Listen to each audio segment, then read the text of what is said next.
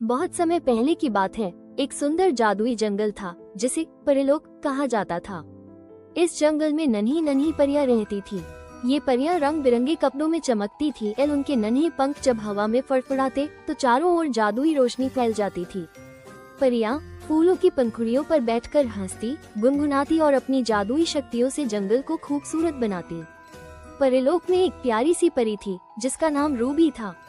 Ruby बहुत जिज्ञासु और साहसी थी।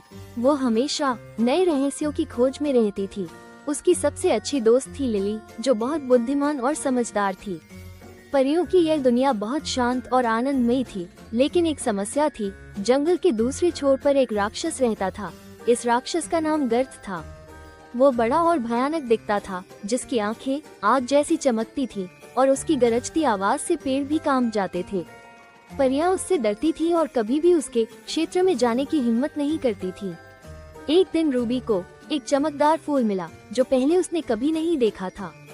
वो लिली के पास गई और बोली, लिली देखो, ये फूल कितना अनोखा है। मुझे लगता है कि इसमें जादुई शक्तियाँ हैं।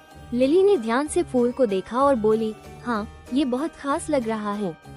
वे दोनों परियों की रानी एल्विरा के पास गई।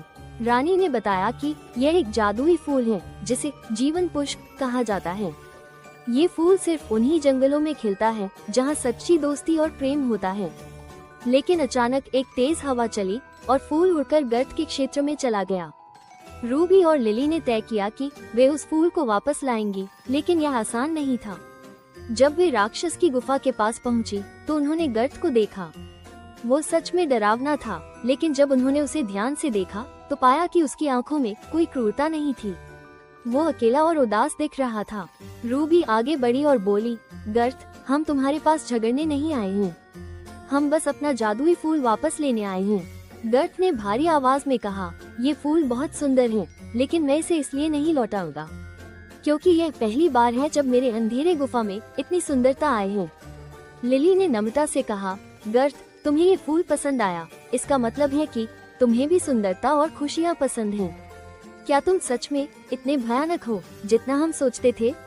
गर्त थोड़ी देर चुप रहा और फिर कहा, सच कहूँ, मैं कभी किसी को नुकसान नहीं पहुँचाना चाहता था, लेकिन मेरी शक्ल डरावनी है, इसलिए सब मुझसे डरते हैं और मुझसे दूर रहते हैं। रूबी मुस्कुराई और बोली, तो इसका मतलब है कि तुम बुरे नहीं हो।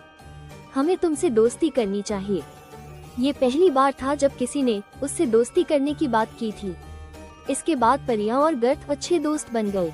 उन्होंने जंगल को और सुंदर बनाने के लिए मिलकर काम किया और परियां अपनी जादुई शक्तियों से फूलों को और अधिक खिलने